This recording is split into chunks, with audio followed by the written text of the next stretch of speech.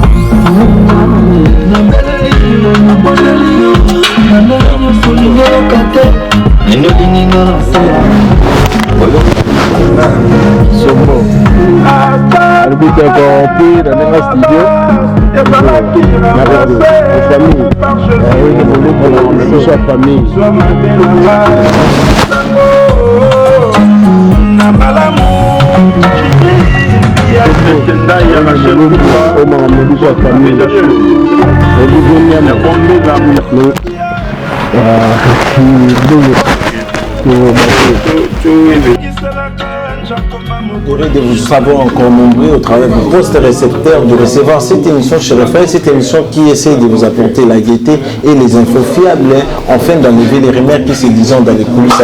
Moi-même, c'est lui qu'on appelle Monsieur le Noir, Refrain du monde, Maestro Moulax Nabarou. C'est un grand plaisir et avec ce nouveau numéro, avec l'artiste du moment, où vraiment besoin dans les réseaux sociaux, dans studio, dans tout solo là qui cette fois-ci maintenant c'est bon. Je vais vraiment jouer dans studio pour qu'il faut comprendre qu'est-ce qu'il est en train de faire et pourquoi il a fait le choix de mettre ensemble Hugues le roi de la formule. Donc les grands formateurs, il y a aussi surprendre dans le studio chez les Djiken. Nous tout d'abord état de santé là. État de santé PPV. Le frère du monde, monsieur les noirs. Bon retour dans mon gars, ils ont d'abord message déjà. Sûrement on compte dans photo quand aller retour donc avec comment on taxi quoi. Ça fait vraiment plaisir. Les lots tout ça déjà en 2022, tout le monde vraiment va surprise à bien. Et déjà, dites-nous un peu déjà, parce que tu es rapidement par rapport à ce qui se passe dans les réseaux sociaux, et Bakli, tout le monde dans mon studio, dans le roi de la forêt. Alors que you banda déjà Kala, mais tout le monde parle pour le roi de la forêt. Parmi les icônes, il y a musique. Bon, là, on va featuring le roi de la forêt. J'ai à fou la talate Vangantama que je salue. On y va. Wana et mon fond les gars là dans vous allez école la King Kester. Kasi école la King, tant les autres qui t'appellent Vinson, école Moroti. Vous comprenez? King Vinson, n'a pas n'a pas formation à Kester. N'a pas formation à Kester. C'est un peu fait la mon Vinson moi coaching.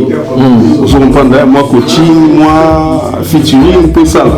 Mais les ça moi et logo moi toujours quand même la moi extrait au batball on a déjà il y a pas polémique aux les réseaux sociaux avant de développer vraiment penser non il y a par rapport est-ce que c'est vraiment le roi de la forêt à grand formateur mais vie à formateur mais refrain de mon ya to fan na poto a tout ça na miki ni formation awa isa na babani na misala batu ba ina boulot tout le monde a aussi na compagnie Songolo tant que la compagnie Songolo de senga de poids ba site pour ay ba maramne l'état on a même sur na droit à formation jour mon corps bien une semaine bien un mois 2 mois même 6 mois d'accord vous comprenez formation non ba ra tenge mutu na éviter mais ça doit mise à jour on va faire sonner ba ba tumoro okoya vous comprenez oya oyembaka na danger oyembaka danger mara mutu pepele mais to senga moi coaching moi formation il y a tactile la jeune les ala vous comprenez via le podium design mara mutu via la aura télé ba po ba to belé ba komio via bonabo moni formation la na oyembate charisme côté le mana micro moi arche et la télé tout ça et ça c'est continuer c'est la formation bon tout ça on peut parler à un danger aux hommes danger mais moi babilo moi mité mité salini et les gens c'est la formation so où est la détecteur ba tabon où est la joyeux à tchona ngongi azuyo tout le monde va cadena donc 20 la formateur à la formateur donc formateur ce que je viens beaucoup grand formateur à niveau j'ai beaucoup à former à Talati qui tient 20 zones grand formateur il parle de bakoko mais il va juste la bien bakoko on dirait que va reconnaître la formation bakoko était ban excusez bana na ye so c'est pas les gars na même wenye ya bango tu 20 zones à former à former net parce que tu es Blaise Boula ba grand chanteur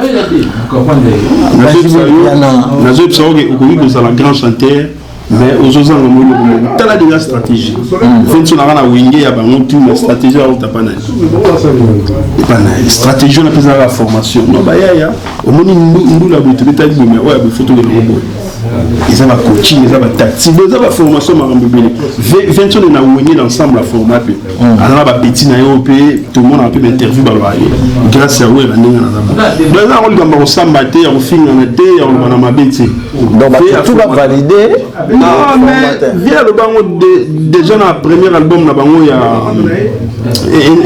intervention rapide via le bango des gens formatés puis bano ba donc sans exception mututu a uta cheye andima de via formateur parce que bino bobo en quoi vraiment Lionel na rapport qui nous tient vraiment compagnie cette soirée et ça a plaisir tout beau ça a pété Argo Makaya il y a Marie Kitsala et puis Patrick Kalombo na yo casserole ba Olanda biso Jacques Vite Luka Makambo ba otala biso depuis Lyon tout beau ça a pété Emerson Angol Blachar Kabanga a Olanda biso depuis Lyon et le lutte revenu quand même dans Nzembo Oyo arbitre corrompu tout d'abord arbitre corrompu titre wana et par rapport à savoir nous Nzembo wana na jeune entrepreneur d'accord moi ça va Jibril Biaki on appelle c'est un motisca que je salue na fan na dans terrain il doit massa na azomata o ba benga électoral montante azomata il fallait alors mériter moi médaille massa là moi jeune entrepreneur alors va parler na zotonga là mon là ça vous comprenez donc c'est un pub mo fait tout ça là et puis na fan na qui na mona il fallait arbitre corrompu na fan na parlé buna na manager na badi monzale d'après manager na ngai badi monzale azali pire manager ya Vinconi Sony Kaman to pesa donc bango de donc il est où vous comprenez soit peut ça la dinga sous donc il fan ya Vinconi vous comprenez donc ba manager na petit pire et puis là donc qui fan 00 ya Vinconi donc seigneur qui massa na Jibril fait tout mai na mona nzembo na soni na rêve na ngara na yamba na we d'accord on moni nzembo na temayo na ville de la forêt donc tombeli na embeli moninga na ngai Djibril Biaki, arbitre corrompu. Le arbitre corrompu, tout tenir compte ce qui est marquant et puis les préparatifs dans les années. Est-ce qu'ils ont vraiment la clé pénale tout le monde pénal les rois de la forêt Pandi, il peut me Pandi, tout ça qui est moment ça lui et là bas profit bah maniogo frites tout sous canal on là tout les maniogo frites t'es que déjà que vous savez fit on qu'on fait dans vous savez fit tirer clip bimade à cela ils disent comment on bon clip ça n'a fait rien ah nzembo ben na achète comment maniogo frites là on a tapé 5 ans il y a un projet qui est là. 20 cm matafanya na vip na paneli na kisasa vetinga inzembo to sa na kisasa mais clip photo ça on a mis donc nzembo déjà yo momo mi en plein studio na bana maya ba golf kizo là déjà to ça vient na golf kizo là ba salam beserta monique ba massa bazar au soutenir donc nzembo to ngena ngo ba manyo foot te ezo ke lebena ti to yemi na via roya tout ça les clip nzembo continue la plateforme et tout et puis voilà et ça les maman na ça. Les autres jours pour ça parmi les jeunes bah on a poto on y mamba musique mais les gens ne comprennent pas et on se dit mais pourquoi tant de sous yo car on doit maintenir poste wana il y a toujours musicien bah nous comme entrepreneur bah nous tika na bango bah moi ça va ba cop mususu en toi-même qu'est-ce que tu prétends dire que musique ils ont ça en sorte que au vivre toujours en toi mais les jeux là-dedans donc il est inné na botama fa anya artiste et na la style artiste oui donc ma papier son âme elle a même prof na boza c'est père a remettre d'instrument tout quoi avec un instrument tout déjà makila ils ont la masse belé que banana no bi wana ba tika na bango mais ozomona ngai za cop na ngai voilà donc là bena nzamba tinda nga chanter nzamba tanga créer gina bi pe et tout remettre ndule vous comprenez on donc ils appellent un cop na nga musala na nga oyo batindela nga sana donc voilà quoi je donne habité un dernier mot parce que toujours dans le studio tu peux avoir une impression par rapport à et puis rendez-vous à Makassi pour l'arbitre corrompu je vais beaucoup sa mon chance featuring Libération de la forêt pour venir école ça tala biso bana Sorbonne parce que on a la coûté sur la 20 mais Dio les a calés non 20 na betene ba Dio mais Dio o de betina vie na biso la liwa talasco ngana ke likolo ada comme Barabas ezala qui remplacé par Jésus-Christ zoma benanga remplaçango vieux quoi sali kundu donc tozo bete mo boye donc to beti bena système ya mopero mambolei vous comprenez to beti système ya papa wemba na ki ke cérémonie vous tapa mo via ke kotoyo ba image ça c'est là bango hier mo rabina na chale le za likolo ngana na se mo ko to mo via ke likolo nga beti kundu et là rendez-vous karaté bientôt le dimana on dit que tu fais dans la studio tu le refrain viens à formateur nzembo ye via binanga chalele oyembitro maluba msubo mampona osala nzembo msusu fosco to o créer refrain bon nzembo via singa nzembo ya rate baba bozoyemba fo refrain za la ezonga pesa nini etigala badomatoyi vraiment mais via créer refrain via créer un refrain, via talinga bi petit na ngopte manzembo la na kole la pa ya Kinkeste l'or qui te moko bini kembuma bon landa biso donc to beti bo ka question na vie na beta safu via beta kundu mo via beti kundu mo via beti safu na beti kundu et donc voilà vraiment mambo bien zoya bo pesa chance bo pesa nga chance nzembo zoya arbitre corrompu bo sepela no ba melman no so ba musique bien. Rendez-vous vraiment karaté et c'est ça ba staff ba master ba na pesi sous temps pesi soni kama na mbote na pesi masa na pigeme nga yero na la avion Air France azoya Air Mulumbu Babi Monzale na pesi masa na Jibril Bouya qui est l'empereur Montana il y a Sonia Galesami petit na Richi Lorenzo de Kanto Kunzi et puis toujours et puis vient dans l'appellation c'est les bails vient dans Mongali Richi il y a bien un petit na Boubou Babile toujours Atangola Besser Tanayo petit na ngai héritier Masubangembo. Affaire à suivre toujours, l'impression qu'il y a des locaux, il faut soutenir toujours œuvre. Babi Monzale, les managers. Les managers. Bonsoir. Big manager. Bonsoir. Nous tout d'abord santé et puis évolution, il y a un arbitre corrompu. Ouais, ça va. Arbitre corrompu, les Oya. On les a bien. Apparemment, Magic à l'hôpital. Magic à l'hôpital. Magic à l'hôpital. C'est la stratégie. C'est à Baflet. Dimbo Beta, Bo Sepela. Une très belle chanson. Vraiment une très belle chanson. Une très belle chanson. Salah Bende Salami, Moussala Foumé Salami. Est-ce que tout le monde a des difficultés, tout le monde racontera, tout le monde en a promotion, les réseaux sociaux, cette fois-ci, on a quand même un changement. Mais est-ce que vous continuez ou bien ça n'a pas moi extrêmement brigade ici? Tu changes membre, tu changes bureau, tu changes tout. Dans les années de renaissance, il y a Chalet Lédiquin. D'accord. Donc vraiment renaissance. Pas trop ressentir. Remontada à Sigavé. Donc remontada. Vraiment, merci vraiment. Habitué vous faites ça moi des personnes, pas. La salutation d'un grand frère Alain Mounzale, monsieur le manager. Donc location Bakara Cher, ça Alain Mounzale, Sony Kamana, Dr Pichou Moussoumou, Souzi Ouadi, Karel Capella, maire. Donc voilà quoi. Vraiment, tout continue toujours, tout a l'impression. Qu'est-ce que c'est rôle? Moi, un mot par rapport à Chalélé Djiken, tu es dans le studio. Les Noirs, bonsoir, monsieur les Noirs. Encore une fois, on a participé à Batman sur Balandaka Congo, les Noirs TV. Donc, merci pour cette opportunité et encore une fois pour cette occasion. C'est-à-dire, nous sommes là depuis donc Studio Publicum chez Lenny Bidens pour soutenir notre artiste et musicien Chalélé Djiken qui fait très bien son boulot. C'est-à-dire, vous le savez bien que cet artiste et musicien a osé, encore une fois de plus, pour chanter avec un grand chanteur de notre pays qui est Weranson parmi les leaders de Wingé.